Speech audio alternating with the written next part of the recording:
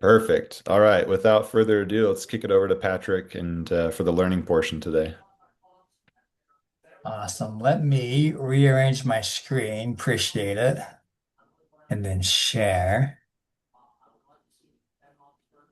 And I also threw my LinkedIn in the chat. And so since I'm going to be blabbing for the next little bit, please make sure y'all connect with me on LinkedIn. So appreciate this opportunity, guys. Hi, I'm Patrick McMillan, so transaction advisory lead over at a firm called Amplio. We're based here in Utah. I'll give you a quick background about the firm, and then I'll kind of give you a little bit more about myself. So if the firm's been around for 30 years, I joined 5 years, almost 6 years ago now because of my background in transaction advisory. We have several different divisions. Finance is one of them. And then when I came on, I started leading our transaction advisory because of my experience, which is several years ago, a long time ago, when I still had a little bit more hair than now. I actually bought and sold a small company and then kind of got a little more involved in M&A activity and really enjoyed it. And with my background also as a controller and CFO, it's just something that was very intriguing to me. So let me get to where I can actually advance my slides. That would be nice. So yeah, we're gonna walk through, kind of a few things, but the goal today that I want to make sure we go over is I want to give founders and others a simple, practical way to see numbers through an investor's eyes before raising capital. So I've got my chat pulled up because I'm gonna throw a fun experience in here, okay? I want y'all to throw in the chat, what do you see? And I'm gonna do this for about 60 seconds.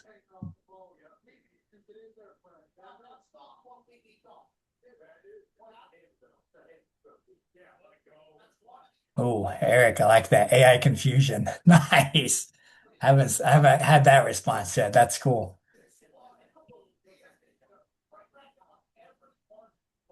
A guy leaning back on a bike man and woman leg. Yep. Okay. Let's see. Oh, Schrodinger's cat. Nice. Chilling on a sweet ride. Oh, here we go. First saw a woman. Okay, let's get a few more responses in here. I like that we're seeing different stuff. A short hair surfer dude on a moped on his phone. Okay, Carter, that is exactly what I saw the first time I saw this was this short hair. Can y'all see my pointer when I'm doing this too? Good. Okay, so the short hair surfer dude leaning back on his moped or scooter, playing on his phone. My wife saw something very different. She saw a woman right here leaning forward on the bike. There's her clothes, there's her leg. And so, very different perspectives. And so, the point of this is it's the same picture, but it's different perspectives. It's exactly what happens when you present financials for raising capital or for mergers and acquisitions. Oh, Eric, I saw two people mashed together too.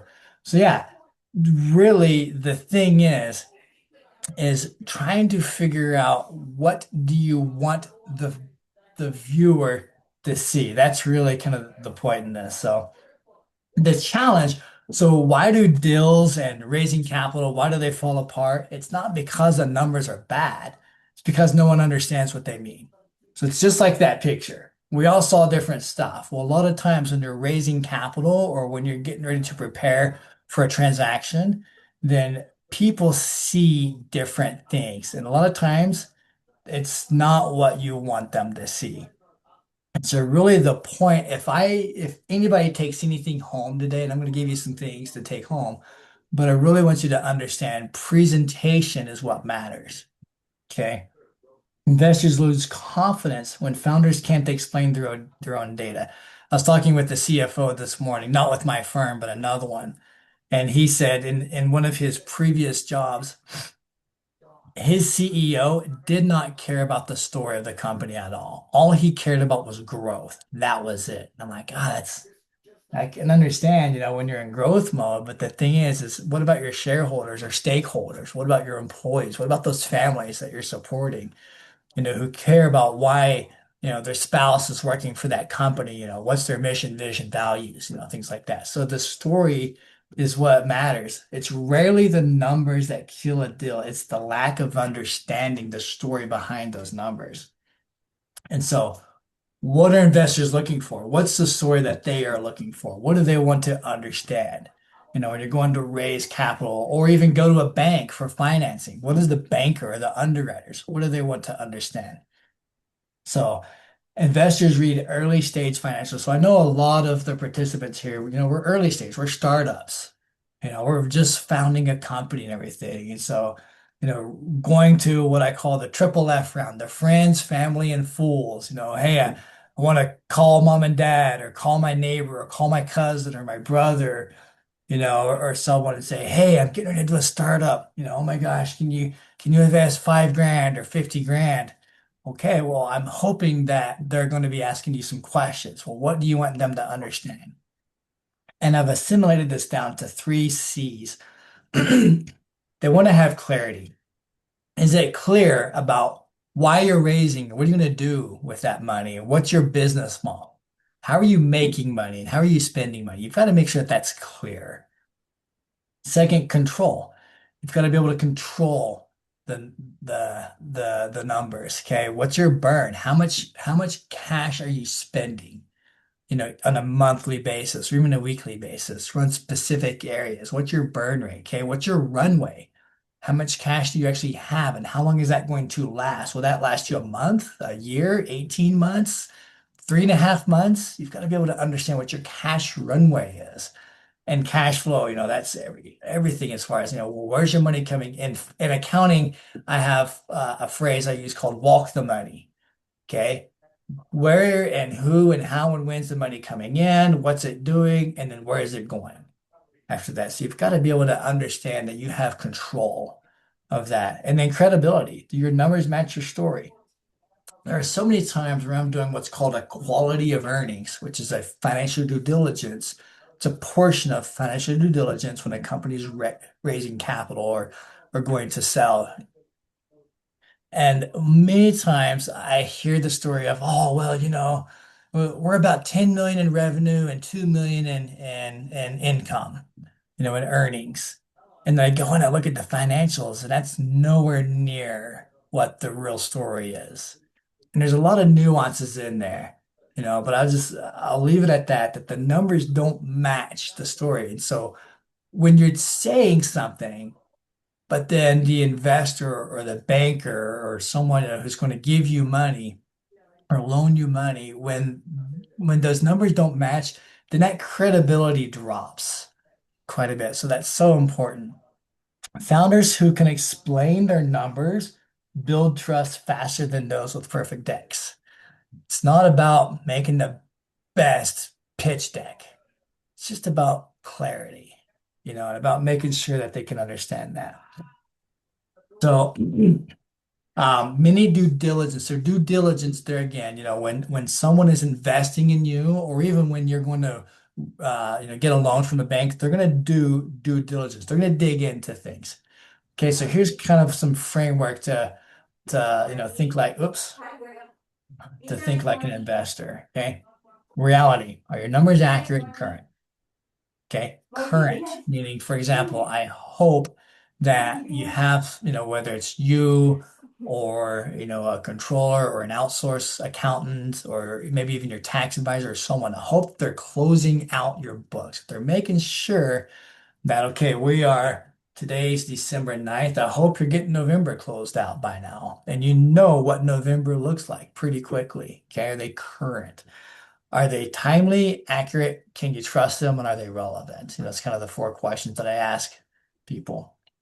Runway. Okay, if you're going to raise $100,000 or $1 million, how long is that going to last you? What kind of milestones are you trying to hit with that? And then repeatability. Can you continue that growth, with more cash, or is it just, it's basically, what are you raising the cash for? There again, whether it's debt or equity, what are you raising it for and how far is that going to get you? So you have to be able to think through those questions to be able to say, okay, here's the story I need to tell to the investors or to those, that I'm pitching to raise this.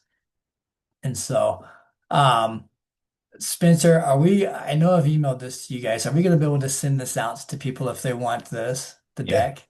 Yep, we Okay, can. love it. Because I put some things in here that I think are awesome for people to be able to actually go back and kind of, review. And this is why I put this together. So here's a checklist. Okay. Before you raise, you got to ask yourself these questions. Can I explain how my business makes money? Walk the money. Okay. Can you explain it from beginning of money coming in to going out all the way down to paying investors back? If you go to a bank, you say, hey, I need to borrow, $200,000. The bank's going to want to know, great, how am I going to get it back and when? Be able to walk yourself through that question and help them. Number two, know my burn rate and runway. Burn rate being how much money you're spending on certain things each month. It's usually on a monthly. Okay, and runway, how much your current cash today, your cash position today, how much runway do you have? And then if you're borrowing that 200,000 or 2 million or whatever it is, how much runway will that give you? Traction trends. Okay. Well, we hear things like CAC, customer acquisition costs. Okay. How are you actually getting your acquisition costs down, but making sure that you're getting bigger and stickier customers? So, things like that. This next one is huge. And I know it's such I hesitate saying it's controversial, but it really is because one of my clients is acquiring a lot of accounting firms. Another one's acquiring roofing companies. You got two very different industries. They're both service based, but you have one that's completely service and one that's service and some product, right? Separating business and personal expenses. Accountants are great at this, CPA firms. Why? Because they're CPA firms. They understand that corporate veil and piercing that, or not piercing that. But then you get into roofing companies who are, I mean, they're, pretty good on cash flow, but they're also wanting to, they're swiping their business credit card when they're, taking their family out to dinner, or they're using some business money to pay for their own roof. Why not? It's in the same time. I mean, so you kind of have some ambiguity there. The more clear you can delineate that separation, the cleaner delineation that has, then the more investors will like it. Because if they're going to give you some money, they're going to make sure you're going to spend it on the business and not on your personal life. And that's one of the reasons why you get a quality of earnings is you try to make sure that the QV guy, like myself, can go in and really separate and pull those things out and say, okay, seller, after this transaction closes, those things that we adjusted out, you can't do those things anymore because now you're using other people's money. I was going to say opium, but maybe I can't say that on here. And then the last one, do my numbers match my story? If your story is, you're a, $200,000 startup, can you show how you got those $200,000? If you're telling people this, you've got to make sure that the numbers back up what you're saying. And so that's, there again, kind of a quick checklist. So real world example, and I shared a little bit about this. I'm going to dive into this a little bit more. So I'm doing a roofing roll up. I'm helping the sellers. It's interesting the way that we structured this is the buyer is coming in and buying, a bunch of roofing companies and they're rolling them up together and using economies of scale to grow. So I'm going in and I'm helping the sellers prepare, for this. But there are so many of them that have so many different stories and different financials. And one, I'm going to share a story about one of them. So this one group of guys who have one roofing company, but they have like six different entities, just because of the way that their state works, they had to have several entities and everything. These guys literally did not know their numbers. Every single time I asked, okay, roughly about, where you at in revenue? Where's your margins? Okay, well, what do you think your adjustments are? And they would come up with some very ambiguous answers. Oh, well, you'll tell us that when you dig in. Oh, well, it's about industry standard. Those are the kind of so after I started digging in, I started learning that they have no idea. They literally did not know what their numbers were. So I really helped guide them through, okay, guys, here's what I'm seeing. Here's how I'm putting these numbers together. Here's the story. that I'm hearing from you that basically says you don't know, but I'm trying to help them be able to understand the numbers so that they can be able to present confidently, whether it's in the roofing roll up or another, company. But it's just so important that you know your numbers and that you can really be able to clearly state what those are. That's, one of many examples I can come up with.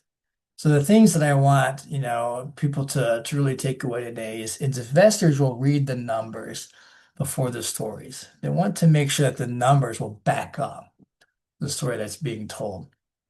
Clarity, and this second point is the most important one. Clarity will build trust faster than hype. Remember the whole thing about it doesn't have to be a perfect pitch deck.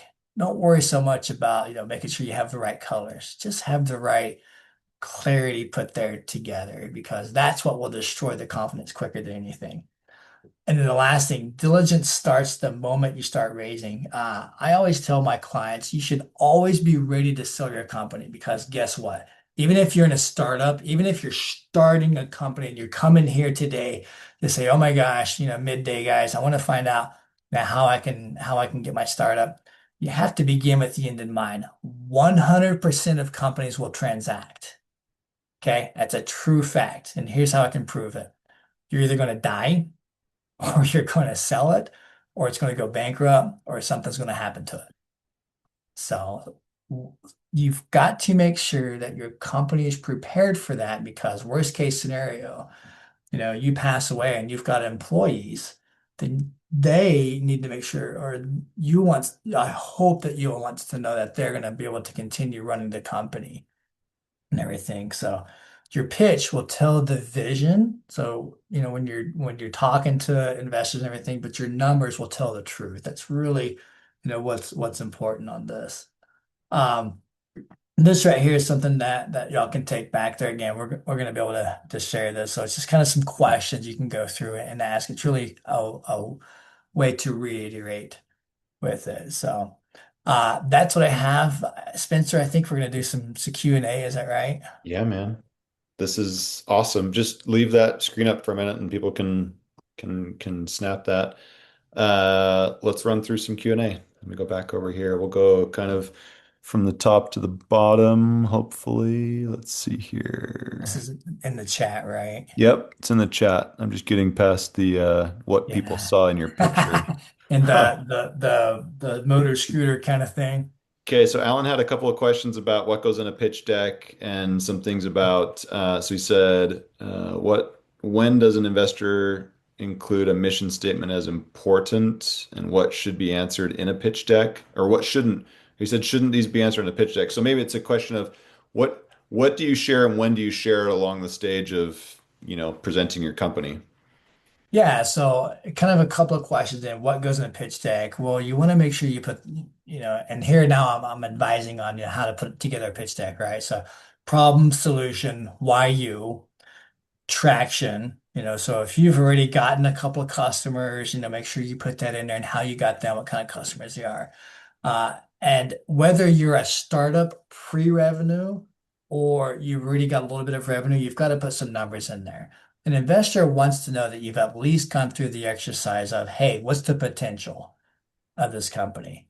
I mean, because when you're going to someone to ask them for money, I hope and they hope that you've gone through the mental gymnastics of saying, okay, if I'm bringing in a customer and I'm charging them $10 a month, and then I'm going to be spending six of those dollars on this, they want to know that you've at least walked through that.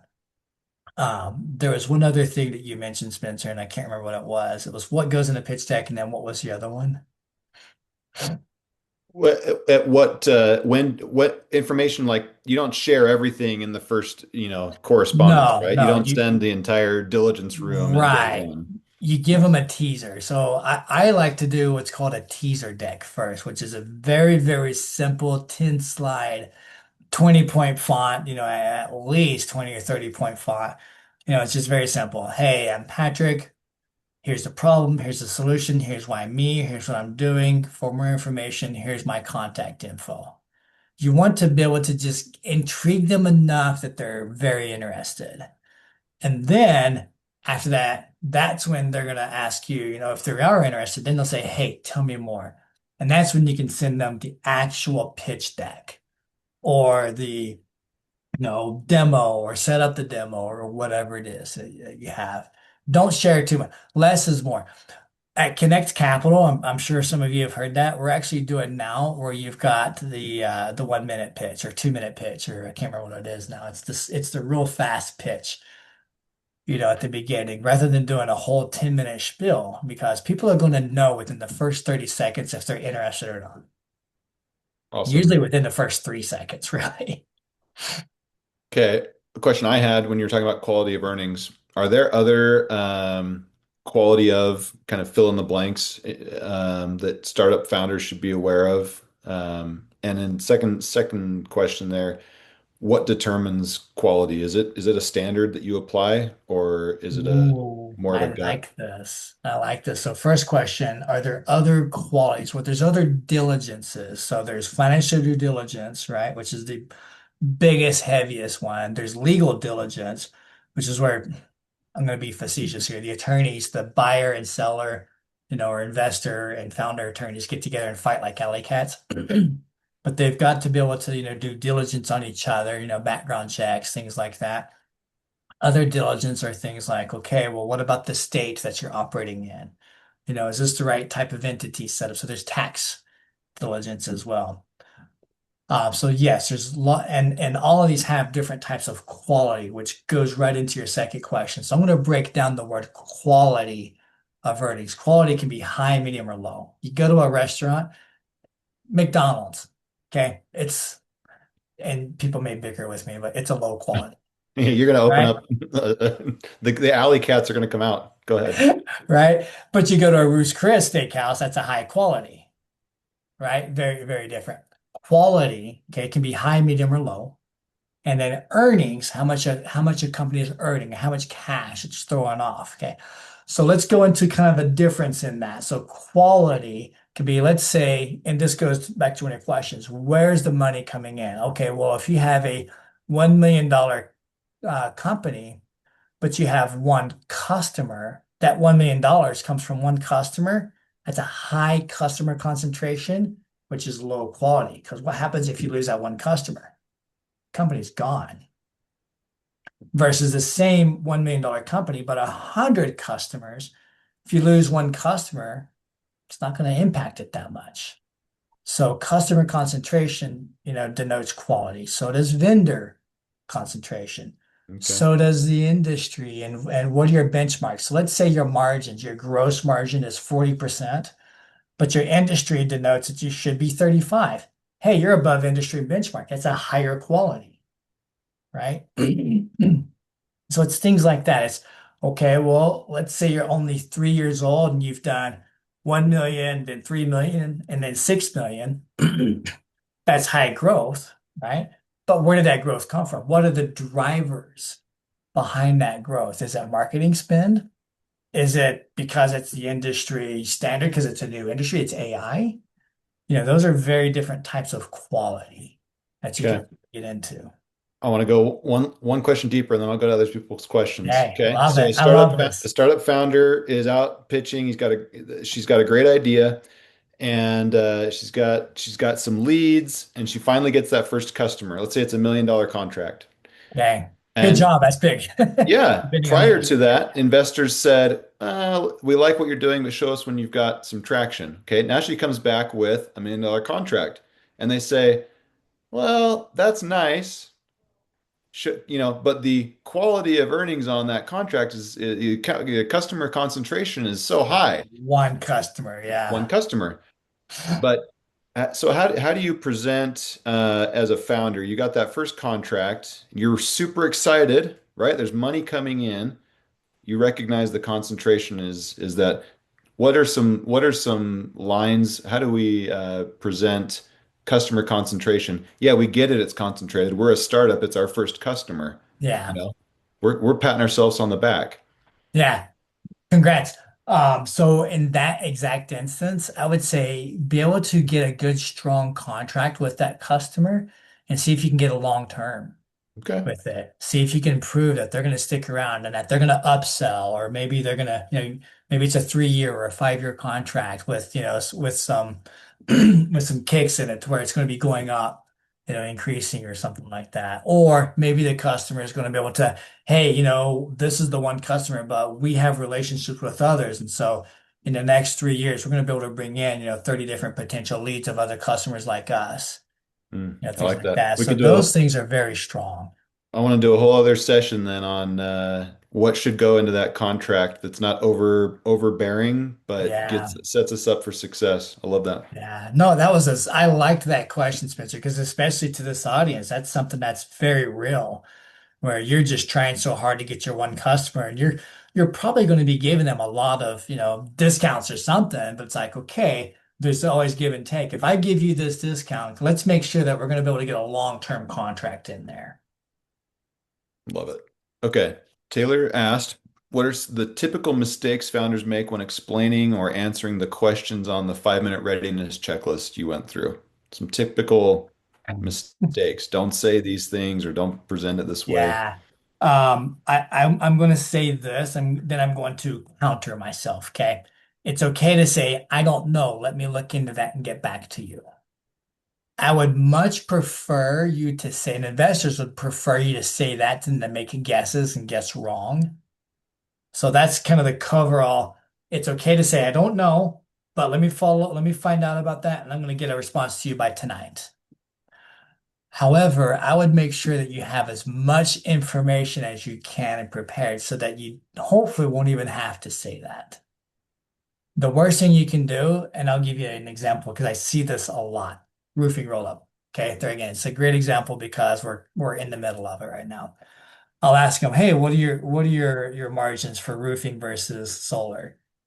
And, oh, well, our blended margins around, I'm going to throw some numbers, it's about 40%. It's like I already know that's wrong because it really depends upon if it's more roofing or if it's more solar, those margins are very different. So I would much rather them come back and say, well, our roofing margin is about, X and our solar margin is about Y, because I'm going to go in and I'm going to try it.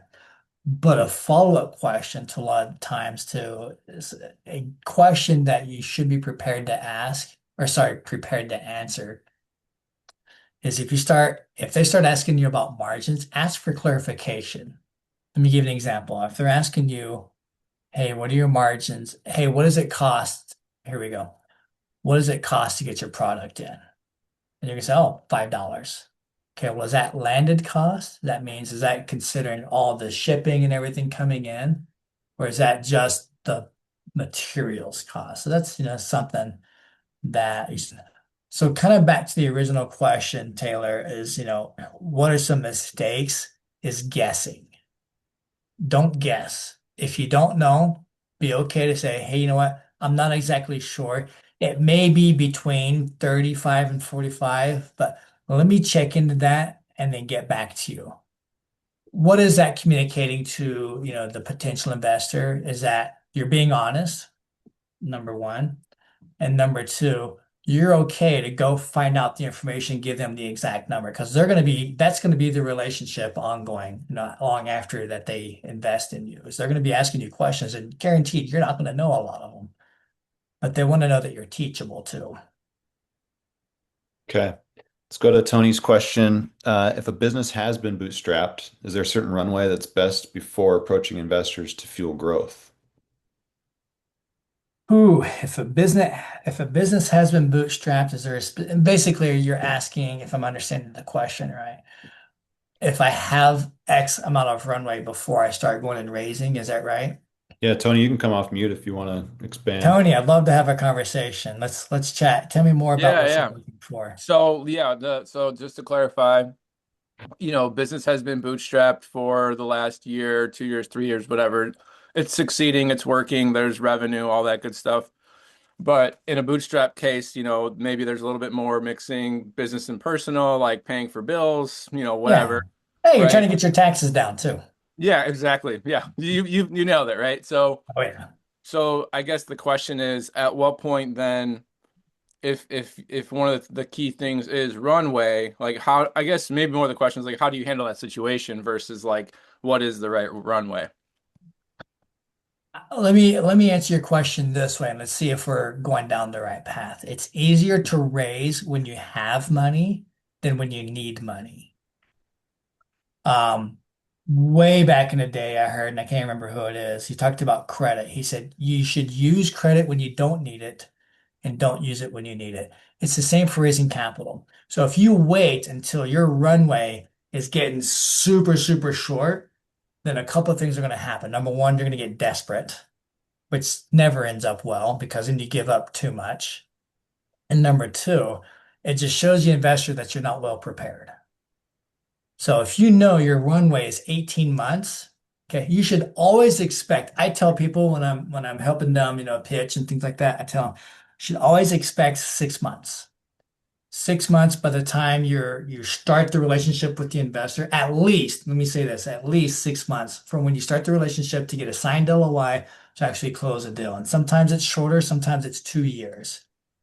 But that's another reason too, Tony, why you should always know your runway and have your plan for at least 6 months ahead of time and before you raise.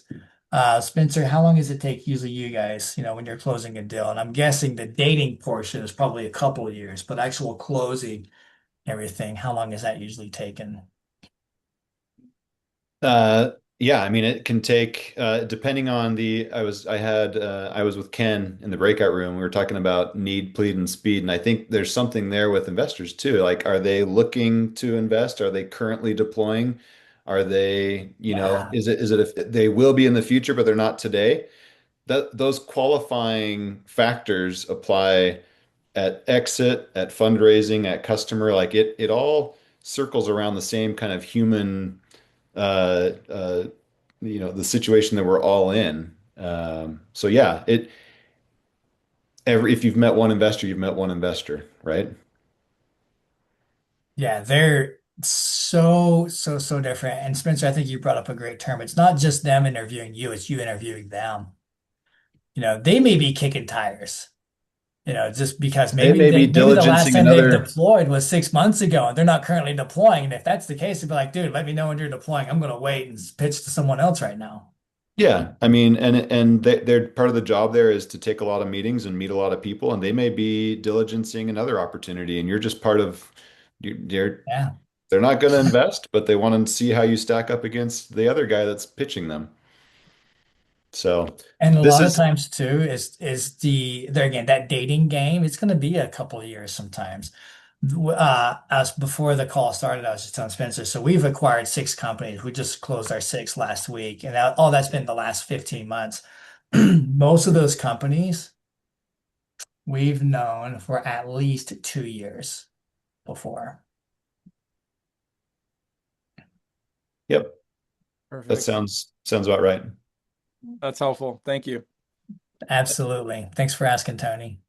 So we're kind of at the end here. We'll take this last question from Arjun. How can you identify a lead investor? And I think, short, I'll just share the experience from the Summit Venture Studio. The lead investor probably identifies themselves. So, you after you've met a few investors, and that's a question you can ask. Do you like to lead? And when was the last time that you led? And they're going to ask you a lot of questions, and you should ask a lot of questions as well, are you? Yeah, lead investors they're so vital and so important that a lot of times that is the most difficult one to get started, but that's the most important one too. And so once you can identify a good solid lead, then that's exactly what they are. They're a lead. They're going to hopefully, bring in their network to be able to get your investment rolling out. Absolutely. Patrick, thank you so much for coming and sharing with us. Pleasure. Lots of wisdom shared, so we really appreciate it. We'll see Thanks, you all Patrick. here next week. Thanks, guys. Pleasure. Connect with Thank me you. and I'll be happy to chat more later. See ya. See ya.